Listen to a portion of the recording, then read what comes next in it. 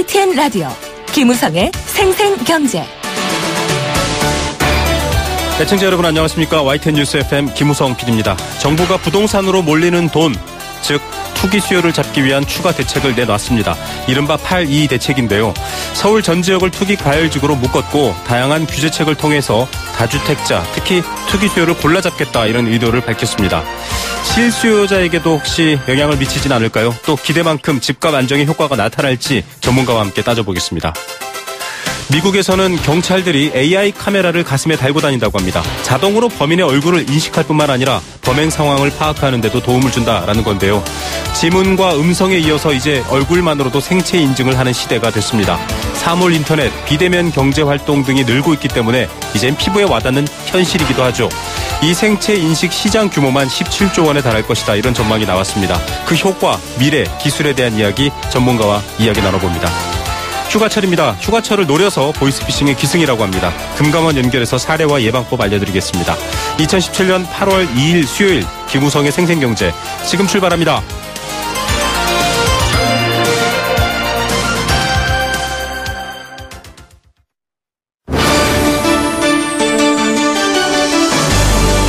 YTN 라디오 김우성의 생생경제.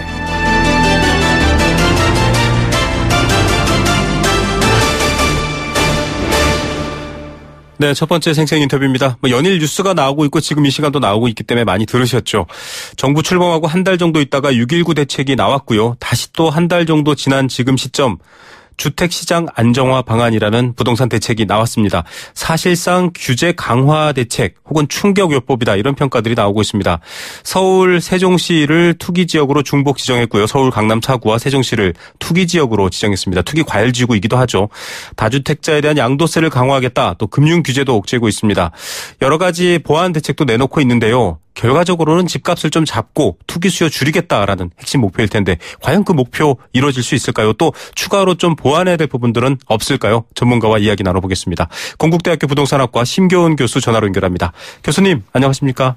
네, 안녕하십니까? 예, 1시 반에 김현미 국토부 장관이 발표를 했습니다. 전체적인 방향과 목표 내용 어떻게 평가하십니까?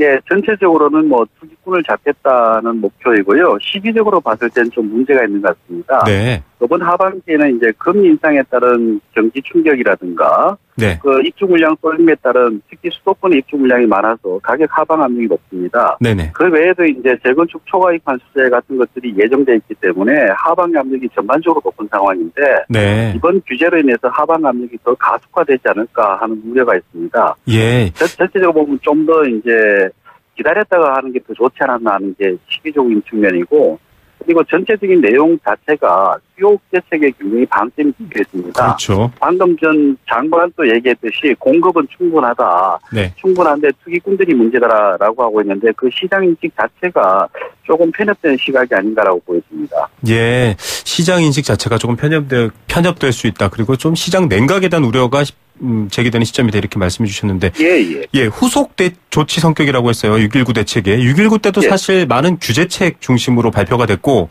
그럼에도 불구하고 부동산 관련 뉴스는 계속 그런데도 집값은 떨어지지 않고 있다 이런 이야기들이 나왔거든요. 어떻게 보십니까? 예, 6.19 대책 같은 경우에는 굉장히 약한 대책이었습니다. 그 당시 정부가 발표할 때도 하반기 금리 인상이라든가 입주 물량에 대한 우려를 표명하면서 그 대책을 만들었기 때문에 강한 정책을 내놓을 수 없었습니다. 그렇게 전반적으로 약한 대책을 내놓으니까 효과는 좀 미미했지 않았냐라고 보여집니다. 예, 자 집값 잡겠다, 투기 잡겠다. 이 목표에 대해서는 얘기할 바 아니지만 말씀하신 것처럼 좀 시각이 편협했다 이런 지적을 해주셨는데요. 조금 보완해서 조금 더 이야기를 들어볼 수 있을까요? 어떤 점이 좀 부족하다, 아쉽다 이렇게 생각하시는 건가요?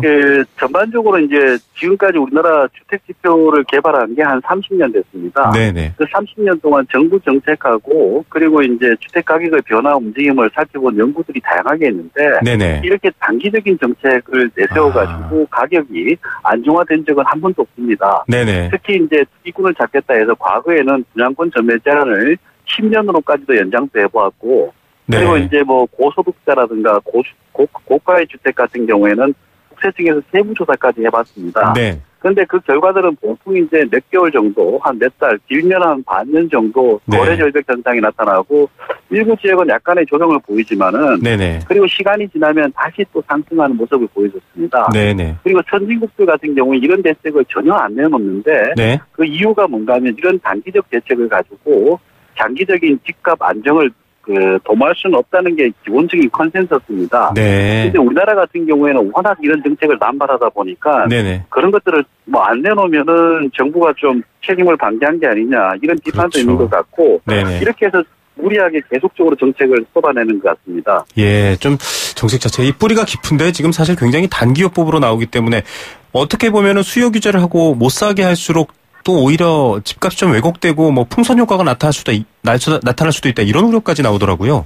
예, 풍선 효과는 뭐 상당히 기대되고 있습니다. 그런데 과거하고 다른 거는 네네. 풍선 효과가 과거에는 뭐 버블7 지역이 오르고 서울이 오르고 그리고 네. 수도권 지방이 올랐는데 네네. 지금 같은 경우에는 지방 시장이 하락하고 있기 때문에 네. 서울이 오르고 강남이 오르고 서울이 오르고 그리고 이제 수도권 일부 지역 그리고 강남이 가까운 일부 지역만 오를 가능성이 높습니다. 네. 그리고 그 규제를 피해간 지역들이 대부분이 이제 뭐 강남 가까운데 신도시 지역이라든가 네. 이런 지역들은 풍선 효과가 나타날 가능성이 높고 이게 지역별로 이제 풍선 효과라 그러면은 상품별 풍선 효과도 있을 것 같습니다. 네네. 상품별 풍선 효과는 지금 부동 자금이 워낙 많기 때문에 네네. 주택에서 일부 손을 떼고 뭐 오피스텔 규제가 좀 강화되긴 했지만 오피스텔이나 상가 이쪽이 또 들썩거릴 가능성이 높습니다. 예, 결과적으로 주택이라는 문제보다 이 투자 차익을 실현하려는 돈의 흐름 자체를 정부가 읽고 있는가 이런 생각도 조금 고민이 되는 부분인데요.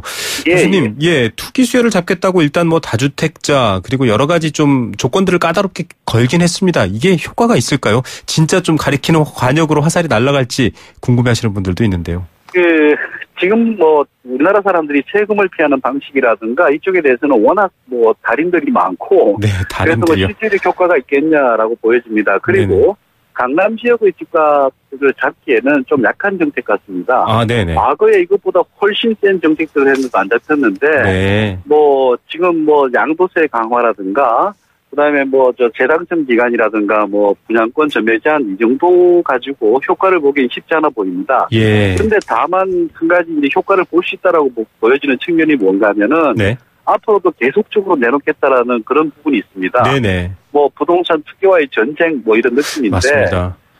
근데 그 과정에서 지금부터 한 향후 몇 개월, 길면 한 반년 정도까지 다주택자들이 굉장히 움츠릴 가능성이 높습니다. 네네. 그렇게 움츠리게 되면은 뭐 부동산 가격도 어느 정도 안정은 보여지겠지만은 네네. 결국은 길어봐야 뭐 반년, 1년 지나면 다시 대단지를 갈 겁니다. 예. 그래서 그 사이에 뭐 공급 대책이라든가 네네. 그런 근원적인 대책이 없이는 잡는 방법이 거의 없을 것으로 보입니다.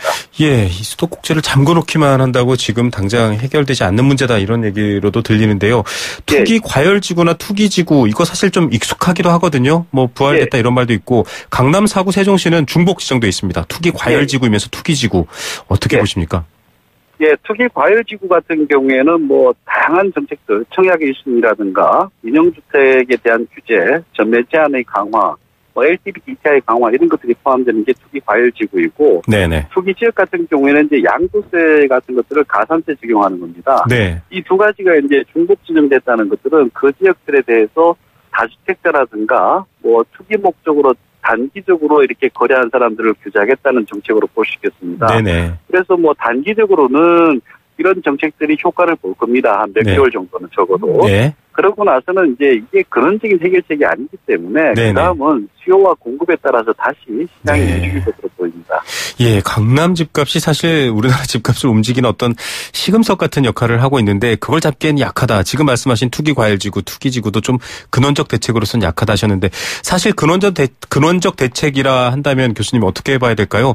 규제가 아니라 시장을 조금 정상화한다 이런 개념으로 봐야 될까요? 어떤 좀 방향성을 가져야 하나요?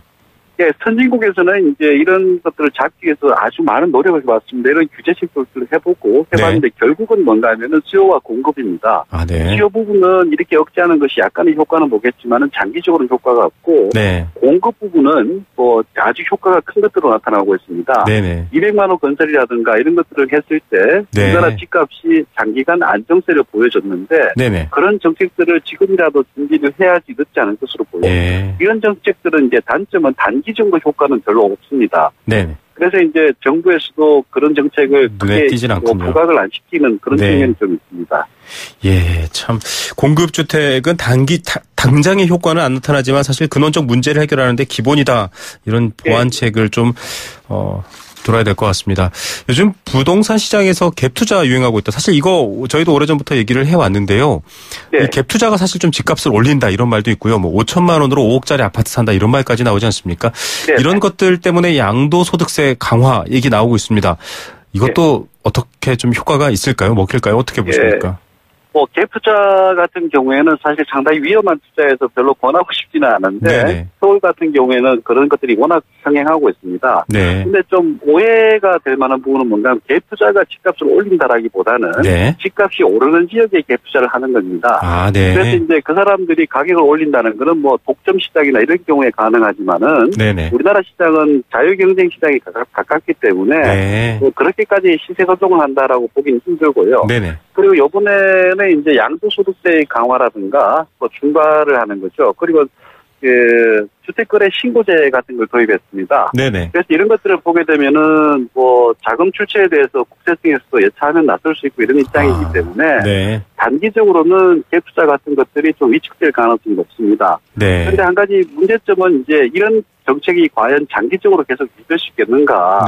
과거에서처럼 이제 금리 인상에 따른 하우스포 양상이라든가 경제가 좀 위축되거나 이러면은 풀릴 가능성도 있다라고 보는 사람들이 많기 때문에 중장기적인 영향에는 뭐 크게 영향을 미치지 않을 것 같다는 게 제 생각입니다. 예, 지금 이 약이 임시방편, 이 진통제 수준으로 돼버린다면 원인 해결은 어렵다 이런 얘기인데 앞서도 얘기해 주셨지만 사실 임대시장 같은 경우에는 좀 악영향을 미치지 않을까. 물론 다주택자에게 주택임대사업자 등록하면 혜택 주겠다 얘기는 하고 있는데요. 좀 서민들의 주거 상황에는 어떤 영향을 미칠지 좀 궁금합니다. 안 좋은 면도 있을까요? 이번 대책에서는 이제 뭐 서민을 위한 주택 공급은 과거에 발표했던 거하고 똑같은 거라서 뭐 추가로 나온 것들은 별로 없습니다. 다만 이제 다주택자에 대한 양도세 부과가 중과가 어떻게 될 것이냐의 문제인데 선진국들 같은 경우에는 다주택자를 민간 임대주택 공급하는 사람으로 봐서 인센티브 주는 정책을 많이 하고 있습니다.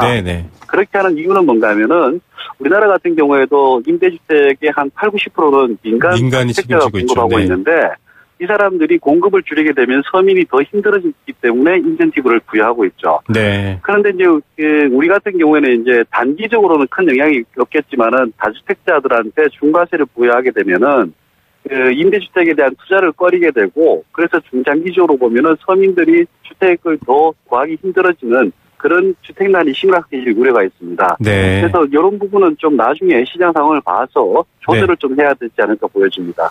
여러 가지 인센티브나 좀 선진국의 사례들도 잘 봐서 우리도 좀 대비했으면 좋겠다라는 생각이고요. 앞서도 지적해 주셨지만 경제부총리도 이제 추가 대책을 내놓을 수도 있다라고 했고요. 당장 8월에 가계부채 종합대책도 예고돼 있습니다. 역시 뭐 규제 중심의 내용이 나올 것이다라고 일단 전망은 되고 있는데 어떻게 보십니까? 아까 말씀하셨던 뭐 지적이기도 한데요. 좀 장기적으로 방향성이라든지 좀 보완해야 될 부분들 한 말씀 부탁드립니다. 뭐 다음에 추가적으로 나올 대책으로는 뭐 특히 과열주거의 확대 지정이라든가 임대사업자에 대한 뭐 과세 강화 이런 것들을 생각해 볼 수 있고 근데 이런 것들이 전부 다 단기적인 것들이었다는 걸 주목할 필요가 있습니다. 그래서 어떻게 하면은 필요한 지역 서울이라든가 강남 지역에 주택을 더 공급하는가에 주목을 하고 지금 공급이 많다라고 생각하고 있지만은 뭐 동탄이나 이런 지역 그런 데 공급이 많고 강남은 부족한 상황입니다. 그래서 공급에 대해서도 어느 정도 규제를 풀어서 대책을 마련하지 않으면은 그 강남 집값을 잡는 데는 한계가 있을 걸로 보입니다. 근원적인 대책에 대한 좀 더 종합적인 고민 이런 지적들 여러분들과 함께 얘기 들어봤습니다. 교수님 오늘 말씀 감사드립니다. 감사합니다. 건국대학교 부동산학과 심교원 교수였습니다.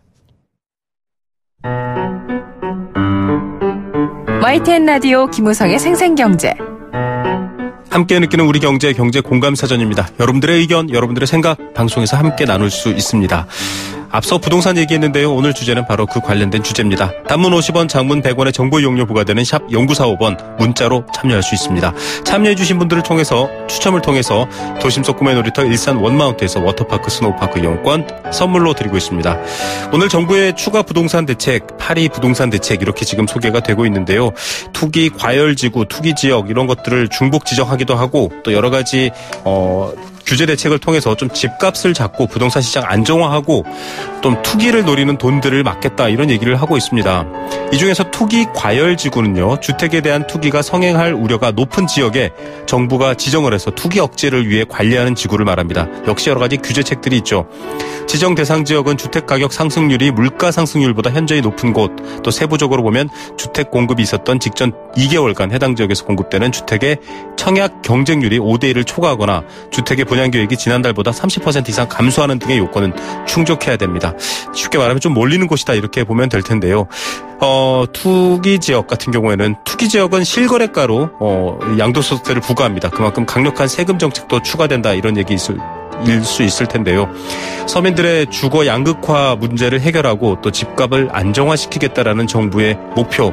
앞서 교수님께서는 지금 대책이 단기적이어서 근원적 문제 해결하냐? 강남 집값 같은 것들은 잡기도 어려울 것이다. 이런 지적도 해주셨고요. 여러분들은 어떻게 보십니까? 부동산 문제 우리 경제의 핵심이기도 한데요. 투기 과열지구, 투기 지역에 대한 여러분들의 생각도 기다리겠습니다.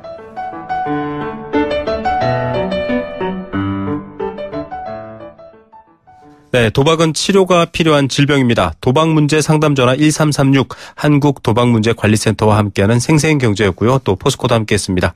캠페인 2개 듣고 경제톱뉴스 시작합니다.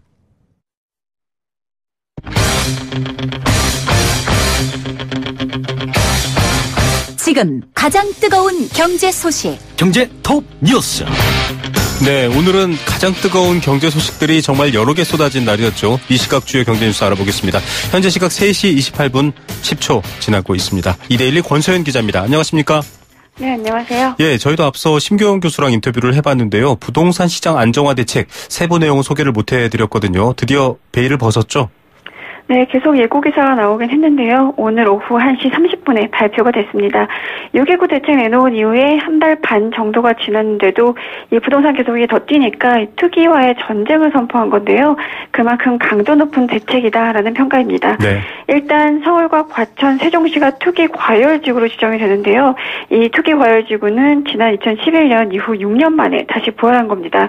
그 중에서도 서울 강남 4구를 비롯해서 용산, 성동, 노원, 마포, 양천, 영등포, 강서 이렇게 해서 총 11개 구와 세종시가 투기 지역으로 다시 또 묶입니다. 네. 이런 지역에서는 이제 주택담보대출 비율 그러니까 LTV와 총부채 상환 비율 DTI가 40%로 제한되고요. 투기 과열지구에서는 재건축 조합원 지위 양도가 금지됩니다. 그리고 또 투기 지역에서는 주택담보대출을 세대당 한 건만 받을 수 있게 됩니다.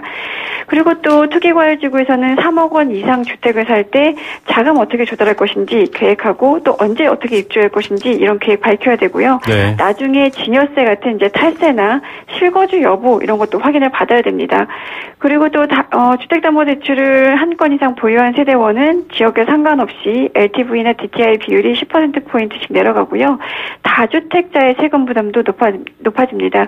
2주택자가 청약조정 지역 내에서 주택을 팔면 양도세율을 기본세율의 10%포인트 더해서 내야 되고요. 네. 3주택자의 경우에는 20%포인트 더 내야 됩니다. 또 청약조정 지역에서는 1세대 1주택이라고 해도 이 양도세 비과세 혜택을 받으려면 2년 이상 실제로 거주를 해야 되고요. 분양권을 전매하려면 양도세율이 보유기간과 상관없이 50%로 일괄 적용됩니다. 예, 좀 더 촘촘하고 두꺼워진 규제의 그물 이런 느낌도 드는데 청약제도는 어떻습니까? 이 투기과열지구와 청약조정 지역에서 청약 1순위 자격을 얻으려면 통장에 가입한 이후 2년이 넘어야 되는데요. 네. 청약 가점제라는 게 사실 무주택 실수요자에게 우선권을 주기 위해서 무주택 기간이라든가 부양가족 수, 가입 기간 이런 걸 점수로 산출해서 점수가 높은 수들로 입주자를 선정하는 거잖아요. 네. 지금은 통약 가입 후에 수도권 같은 경우는 1년, 지방은 6개월이 지나면 1순위가 되는데 이제는 2년은 보유해야 됩니다. 또 가점대로 당첨이 돼도 이제 2년간 가점제 적용을 받지 못하게 되는데요. 네네. 1순위자가 청약에 당첨되고 나서 분양권을 전매한 다음에 또 청약하는 이른바 청약 쇼핑을 막기 위한 겁니다. 이 수요 억제도 중요하지만 공급도 늘려야 이제 부동산 시장이 안정이 될 텐데. 지적하시더라고요. 네, 그래서 그린벨트 해제 등을 통해서 수도권에 신규 공공택지를 확보하고 또 신혼부부를 위한 분양형 임대주택, 가칭 신혼 희망타운이라고 이름 붙였는데요. 이거를 연간 5만 호씩 추가로 공급하는 방안도 추진하기로 했습니다. 예, 경제정책도 그렇고 주택정책도 그렇고 패러다임을 바꾸겠다라고 했는데 정말 오래된 걸 바꾸기 위한 꼼꼼한 대책이길 바라보겠고요. 세법 개정안도 발표가 됐습니다. 정말 정신없는 하루였는데 고소득자 대기업 역시 슈퍼리치에 대한 세금 이런 얘기가 중심이죠. 네, 이게 문재인 정부 들어서 처음 내놓은 세법 개정안인데요. 역시 소득주도 성장을 위한 일자리 창출, 그리고 소득 재분배, 이런 데 방점이 찍혀 있습니다. 일단 소득세 과세 표준 5억 원 초과 구간에 적용되는 최고 세율을 40%에서 42% 올리고요. 3억 원부터 5억 원까지 적용되던 세율은 38%에서 40%로 상향 조정됩니다. 네. 소득세 최고 세율이 인상된 건 지난 2012년 이후 처음인데요. 또 최고 세율이 40%를 넘어선 것도 1998년 이후 20년 만에 처음입니다. 법인세는 과표 2천억 원 초과 구간을 신설하고 세율도 기존 최고 세율 22%보다 3%포인트 높여서 적용하기로 했는데요. 법인세 최고 세율 인상한 건 무려 28년 전인 1990년 이후 처음입니다. 네. 이렇게 사실 소득세와 법인세 두 개의 세목의 최고 수율을 동시에 높인 것도 상당히 이례적이다라는 평가가 나오는데요. 국내 소득 상위 1% 안에 드는 고소득자와 대기업으로부터 세금을 더 걷어서 연간 한 6조 3천억 원 정도의 재원을 마련하고 이 돈을 서민이나 저소득층을 위한 복지 정책에 쓰겠다라는 얘기입니다. 예, 어떤 전체적인 이야기 흐름에서도 결국 이제 증세 논쟁 이후에 구체적인 얘기로 넘어가는 것 같은데 고소득자가 그러면 실제로 소득세 얼마나 더 많이 내야 되는 건가요? 일례로 올해 연봉 3,500만 원 수준인 외국계에서 임원을 예로 들자면 네. 1억 1,360만 원 정도를 소득세로 냈는데 앞으로는 1억 1,460만 원, 그러니까 한 100만 원 정도 더 내야 되고요. 네. 연봉이 5억 5천만 원이라면 소득세를 한 400만 원 정도 더 내야 됩니다. 그리고 또 고소득 전문직 종사자나 자영업자의 세부담도 늘어나는데요. 네. 연소득이 31억 1,400만 원에 달하는 전관 변호사를 예로 들면 네. 소득세 부담액이 올해는 11억 7,060만 원 정도인데 내년에는 12억 2,460만 원으로 대략 한 5,400만 원 정도 늘어나게 됩니다. 예, 들긴 되는데 또 서민들은 이 이야기조차 와닿을까 생각도 됩니다. 일자리 만드는 중소기업이나 중견기업에 대한 지원 역시 세금으로도 좀 혜택을 보네요. 네, 일단 고용 창출 투자세 공제가 청년 고용 증대 세제로 개편이 됐는데요. 지금까지는 이제 고용을 늘려도 투자가 늘지 않으면 혜택을 받지 못했지만 네. 앞으로는 고용만 늘려도 1인당 최대 1,000만 원 정도의 세금을 줄일 수 있게 됩니다. 특히 경력 단절 여성이라든가 비정규직 같은 취약계층을 고용할 때 주는 세액 공제 제도도 좀 확대가 되고요. 네. 또 창업 5년 이내 중소기업이 고용을 늘리면 최대 50%까지 법인세와 소득세를 줄여줍니다. 지난해 조사 결과 보면 이제 창업기업이 전체 중소기업 종사자의 약 40%에 달하는 고용을 창출했다라는 결과도 있거든요. 네. 그런 일자리 창출 능력을 좀 극대화하겠다라는 겁니다.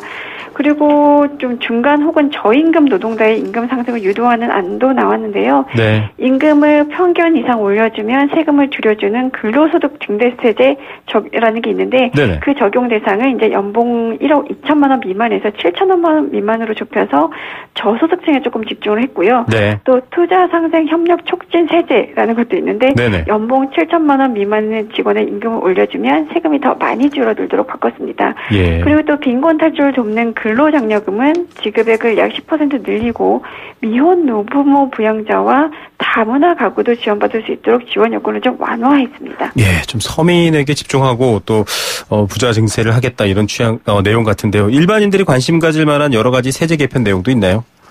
일단 요새 월세 사는 분들 많잖아요. 네네. 근데 월세 세액 공제율이 10%에서 12% 정도로 인상이 됩니다. 네. 그래서 총 급여액 5천만 원인 근로자가 매달 50만 원의 월세를 내고 살았다면 세액 공제를 12만 원 더 받을 수 있게 되고요. 네. 또 전통시장, 대중교통 사용분에 대한 공제율도 최대 40%로 늘어나고요. 총 급여 7천만 원 이하의 근로자의 도서 구입비라든가 공연비 지출에 대한 신용카드 소득 공제율은 기존에는 15%였는데 이게 30%로 2배 높아집니다. 네. 또 신용카드 소득 공제율 15% 그리고 체크카드나 현금 영수증 소득 공제율 30%는 기존대로 유지가 되고요. 네.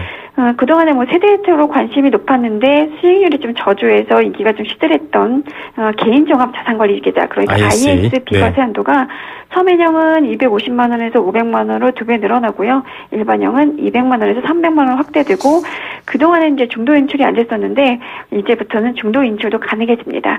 그리고 또 해외 주식형 펀드 비과세 특례가 올 연말에 종료가 돼서 내년부터는 이제 비과세 전용 계좌 신규 가입이 불가능해지고요. 고배당 기업의 배당 소득에 대한 분리과세, 그리고 또 10년 이상 장기 보유 채권이나 하이힐드 펀드에 대한 분리과세 혜택도 올해 말로 끝납니다. 네, 비과세 줄이고 세금 더 걷고 서민에게 집중하겠다, 이런 내용인 것 같습니다. 오늘의 톱뉴스 어떤 것 고르시겠습니까?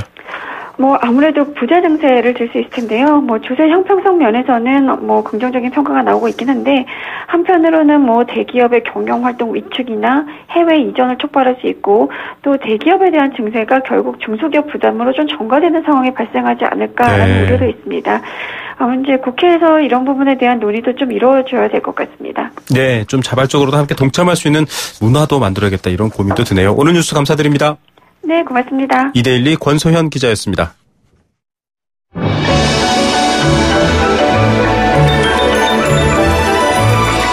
오늘의 경제를 들여다보는 시원한 창. YTN 라디오 김우성의 생생경제. 생생인터뷰. 예, 미션 임파서블 같은 영화도 그렇고요. 영화라든지 드라마를 보면 개인을 확인할 때 요즘은 신체 일부로 확인하죠. 걸음걸이로 확인하는 것도 있고요. 목소리, 다양한 것들 지금 실용적으로 사용되는 것도 있습니다. 모바일을 중심으로 ICT 관련 산업이 계속 발달하고 사물 인터넷 또 AI 등이 발전하고 있습니다. 이제 생체, 즉 내 몸의 일부는 보안에 있어서 아주 필수적인 요소가 된 것 같습니다. 시장 규모도 17조까지 오를 수 있다고 하고요. 이제는 범인을 잡거나 또 치안을 유지하는데도 얼굴을 인식하는 기술이 사용된다고 합니다. 개인적으로 스마트폰을 통해서 아주 가깝게도 사용하시는 분들, 지문을 통해서 열거나 여러 가지 목소리를 통해서 열거나 이런 것들도 있죠. KT경제경영연구소의 발표에 따르면 올해를 생체 인증의 원년이다, 이렇게 말할 만큼 시작하고 있는 단계입니다. 이 기술적 가치 어느 정도 수준이고 또 미래의 우리 삶을 어떻게 바꿀지 한번 들여다볼까요? 한국전자통신연구원 김건우 실장 전화로 연결합니다. 실장님 안녕하십니까? 예, 안녕하십니까? 예, 많은 분들 사실 카드나 비밀번호 내신 요즘 스마트폰 쓰시면서 지문, 목소리 이런 거 사용하거든요. 예. 생체 보안 인증 혹은 생체 인식, 사실 말은 좀 어렵습니다. 정확한 의미랑 지금 기술 수준이나 가치가 어느 정도 상황입니까? 예. 먼저 생체 인식 기술이 무엇인지에 대해서 좀 간단하게 알아볼 필요가 있겠는데요. 네.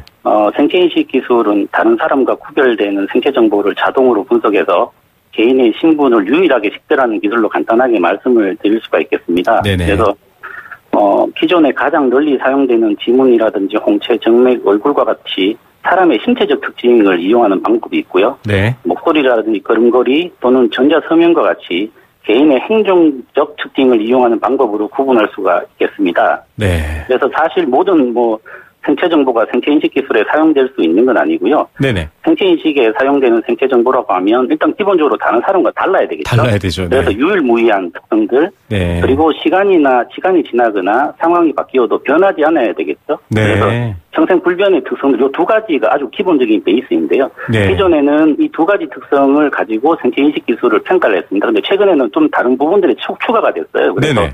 외부의 해킹이라든지 이런 부분에 대해서 얼마나 안전하냐라는 보안성 부분들, 네. 그리고 사용자가 얼마나 편리하게 사용할 수 있느냐라는 네. 편리성 부분들, 이런 부분들이 아주 중요하게 같이 이제 평가가 되는데요. 네. 현재 기술 수준을 간단하게 말씀을 드리면, 네. 지문이나 홍채 정맥은 아시겠지만 이미 상당히 상용화되어 있는 수준이고요. 네. 얼굴이나 음성 같은 경우는 이제 상용화에 진입하는 단계 정도로 좀 보시면 될 것 같습니다. 네. 그리고 이 모든 기술들을 표현을 하자면 이 모든 기술들이 스마트폰이라는 블랙홀에 네. 모아지고 있다. 이렇게 좀 말씀을 드릴 수가 있을 것 같습니다. 예. 자, 여러분들 최근에 이 SNS에 사진 올릴 때 손바닥 펴서 올리지 마라, 이런 얘기 들어보셨을 겁니다. 이 지문 패턴을 읽어서 복제한다, 이런 얘기까지 나올 정도로 이제 이게 굉장히 피부에 와닿았다, 이런 얘기인데요. 예. 최근 뉴스 보니까 미국 경찰들은 가슴에 이 인공지능 기능이 탑재된 카메라를 달고 다닌다. 범인이나 특정 행위에 대한 단속 같은 것들, 좀 안전, 이런 치안 문제까지도 이게 확산된 것 같아요. 어떤 상황입니까? 네, 맞습니다. 생체인식 기술이 이제 더 이상 출입 통제 중심의 사용자 인증 영역에 한정되는 것이 아니라 네. 공공사회 안전의 영역으로 확대되는 트렌드를 아주 단적으로 보여주는 예라고 보여지는데요. 네네. 미국 뉴욕 같은 경우는 다스라는 시스템을 운영을 하고 있어요. 그래서 네네. 공공장소에 설치된 CCTV라든지 차량 번호판 감지기, 방사능 측정기 911 콜 시스템을 실시간으로 연동해서 위험 상황을 감지하는 하고 있고요. 네네. 이러한 것들이 새로운 도시 안전 시스템의 레퍼런스 모델로 좀 인용이 되고 있습니다. 그리고 네. 또 2014년도부터 미국 FBI에서는 차세대 인증 시스템 NGI 시스템이라는 걸 도입을 하고 있어요. 그래서 네네. 이게 뭔가 하면 공공장소의 불특정 시민들을 대상으로 해서 지문, 얼굴, 홍채, 음성과 같은 이런 생체 정보를 무작위로 추출을 해서 네. 이제 범인을 검거하는 거거든요. 그래서 네. 이러한 시스템 운영하고 있는데 물론 미국 내에서도 프라이버시 관련된 팀의 우려가 많이 있고요. 그렇죠. 많은 관련된 연구가 필요할 걸로 보여지고 국내에서도 지금 지능형 CCTV 관련해서 네. 많은 연구가 있는데요. 아시겠지만 CCTV라는 게 공공장소에 설치되어 있다 보니까 네네. 환경이 워낙 다양하고 열악해요. 그래서 아직까지 좀 많은 오작동이 있는 건 사실이고요. 그래서 네. 지금 보시면 CCTV뿐만 아니라 차량용 블랙박스라든지 드론과 같은 영상들을 이용해서 범인을 추적을 한다든지 네네. 위험 상황을 감지하고 교통사고를 감지하는 이런 기술들이 한 2, 3년 내 정도에서 국내에서도 좀 일부 기술은 상용화되지 않을까라고 생각을 하고 있습니다. 예, 참 정말 이 영화에서 봤던 것들이 이제 다 그대로 와 있다 이런 생각도 들고요. 요즘 뭐 워낙 테러에 대한 위험, 지난 파리 테러도 그렇고 있기 때문에 그런 부분들 또 교통사고도 마찬가지죠. 특정한 차량의 이동을 파악해서 사고를 미리 막아준다면 더 좋을 것 같다 이런 생각도 듭니다. 이래서 그런지 시장이 뭐 전 세계적으로 17조 원 규모가 몇 년 안에 될 것이다. 국내만 해도 4천억 원이 넘는다 이런 얘기거든요. 예. 그만큼 산업 현장에서는 이미 이걸 이제 적용하기 시작했다 이렇게 봐야 될까요? 그렇죠. 그래서 지금 시장이 커지고 있는데 한 3가지 정도로 요약을 해볼 수 있을 것 같은데요. 네네. 기존의 스마트폰이라든지 IoT 또 파이도 기반의 금융 서비스들과 같은 융합 산업에서 기본적으로 사용자 인증 과정을 기본으로 시작을 합니다. 네. 그래서 사용자 인증이 되지 않으면 서비스가 안 되는 이러한 부분들이 많기 때문에 네네. 다른 인증 기술과 비교해서 보안성과 편리성 측면에서 강점이 있다라고 보여지는 생체인식 기술이 산업적으로 많이 필요하기 때문에 증가할 수밖에 없는 거고요. 네네. 두 번째로는 아시겠지만 최근에 인공지능 기술이 많이 발전을 하지 않았습니까? 그러니까 이게 기술 수준이 사용자 눈높이와 비슷해졌어요. 그래서 이런 부분들이 실제로 기술을 고도화시키고 상황에 맞는 다양한 생체인식 기술을 활용할 수 있는 다변화를 기여를 하고 있는 거죠. 그래서 이러한 부분들이 공공사회 안전 영역으로 확대가 되고 또 사용자의 성별이라든지 나이, 표정, 감정 이런 것들을 분석을 해서 비즈니스에 활용하는 비즈니스 인텔리전스 분야에도 많이 활용이 되고 있고요. 그리고 마지막 세 번째로는 가장 중요한 부분인데요. 보안이 이제는 가장 우선적으로 고려해야 될 사항으로 바뀌고 있다는 거죠. 기존에는 사실 보안이라 그러면 좀 불편하기도 하고 좀 그다지 필요해 보이진 않은데 자꾸 설치하라니까 하고 이런 부분들이 좀 있었거든요. 근데 최근에는 이런 보안이라는 게 무너지면 산업의 베이스 자체가 무너지는 경우들이 많습니다. 그래서 이러한 현상들이 좀 더 안전하고 강력한 생체인식 기술의 활성화로 이어지지 않았나라고 생각을 합니다. 예, 언뜻 저희가 과학 이러면 기계, 인터넷, 어떤 컴퓨터 이런 걸 떠올리는데요. 참 역설적으로 결국 사람의 신체, 생체 이쪽으로 돌아온다는 게 약간 아날로그한 느낌도 들 정도입니다. 근데 앞서도 말씀드렸고 또 지금 실장님께서도 우려하신 바가 있지만 안전성 부분이거든요. 신체라는 것도 어떻게 보면 일면 복제를 하거나 여러 가지 좀 속임수를 통해서 넘어갈 수 있거나 영화 보면 그렇잖아요. 그런 부분들에 대한 보안책도 마련되고 있나요? 어떻습니까? 예, 맞습니다. 그래서 사실 최근에 가장 이슈가 되는 부분인데요. 한마디로 요약하면 보통 마이바디즈 패스워드라는 말들을 많이 쓰거든요. 네네. 근데 과연 마이바디라는 게 안전하냐? 네, 내 몸 자체도 그렇죠. 내 몸이 아닌 게 되는 거죠. 그래서 앞에서도 말씀드렸지만 생체 정보는 변하지 않기 때문에 한번 외부에 유출이 되면 그 피해가 좀 심각하다고 할 수 있습니다. 바꿀 그래서 수도 없고, 이런 문제를 해결하기 위해서 예를 들면 생체 정보를 변형해서 일회용으로 사용할 수 있는 그런 캔서러블 바이오메트릭 기술이라든지 아니면 생체 정보를 한 군데 저장하지 않고 여러 서버에 분산해서 저장을 해놓는 기술들 그리고 아예 서버에 저장하지 않고 사용자 디바이스에만 가지고 있는 기술들 그리고 예를 들면 얼굴 인식을 하는데 사진을 들이대는 경우 이걸 디텍션할 수 있는 라이브니스 디텍션 같은 그런 여러 기술들이 지금 연구가 되고 있습니다. 보안책들이 있군요. 그리고 또 센서 기술이 많이 발달을 했죠. 그리고 사용자 편리성을 너무 강조하다 보니까 오히려 이러한 것들이 보안 침해 요소로 작용하고 있습니다. 그래서 예를 들면 미국 같은 경우는 3m 밖에서 선글라스 끼고 정면으로 걸어오는 사람의 홍채를 자동으로 인식할 수 있거든요. 이러한 기술들이 어떻게 보면 인식성이나 편리성 측면에서는 상당히 좋지만 반대로 얘기하면 사용자의 동의 없이 생태 정보를 이제 추출할 수 있다는 그런 의미가 되는 거거든요. 네네. 이러한 부분들도 있고 또 독일 같은 그 지문 같은 경우는 그 몇 년 전에 독일의 CCC라는 해커 그룹에서 독일 국방부 장관의 그 엄지손가락에 지문을 따내지 않았습니까? 보이는 카메라로. 네. 그래서 다른 컨퍼런스에서 시연까지 했거든요. 그러니까 이러한 보안적인 측면들이 상당히 이슈가 되고 있습니다. 그래서 최근에 보면 이러한 안전성 문제 관련해서 많은 연구가 이루어지고 있고요. 네. 생체인식 기술이 다른 인증 기술에 비해서 분명히 장점이 많습니다. 그래서 네. 이러한 보안적 기능 이슈를 해결하기 위해서 많은 연구가 지금 이루어지고 있는 거죠. 예, 편리함과 안전성 사실 두 가지를 다 가져가기 위해서 또 보완될 부분들까지 뭐 저희가 미래는 어떤 모습일까요? 이런 걸 여쭤보려고 했는데 이미 설명해 주신 거에 영화 같은 미래가 현실에 와 있다라는 사실도 놀랍습니다. 예, 또 저희가 이런 과정들 지켜보면서 필요할 때 또 한번 여쭤보도록 할게요. 오늘 말씀 감사드립니다. 예, 감사합니다. 네, 한국전자통신연구원 휴먼인식기술연구실 김건우 실장이었습니다. 안전하고 행복한 경제 생활을 위한 시간. 경제수사대. 예, 오늘 두 번째 인터뷰와 이 금감원과 함께 만드는 경제수사대 모두 좀 그런 불안함에 대한 것들을 대비하겠다 이런 걸로 보입니다. 지문을 고성능 카메라로 복제해서 국방부 장관의 지문을 따는 그런 독일 사례도 그렇고요. 앞서 말씀하신 여러 가지 생체 정보도 그렇지만 결국 스스로 노력해서 주의하고 또 뭐 여러 가지 피해를 예방하는 수밖에 없을 것 같은데요. 그런 것들 알려드리는 시간입니다. 여름 휴가철 보이스피싱 관련한 내용 오늘 준비했는데요. 금융감독원 불법금융대응단 김흠 선임조사역 전화로 연결합니다. 안녕하십니까?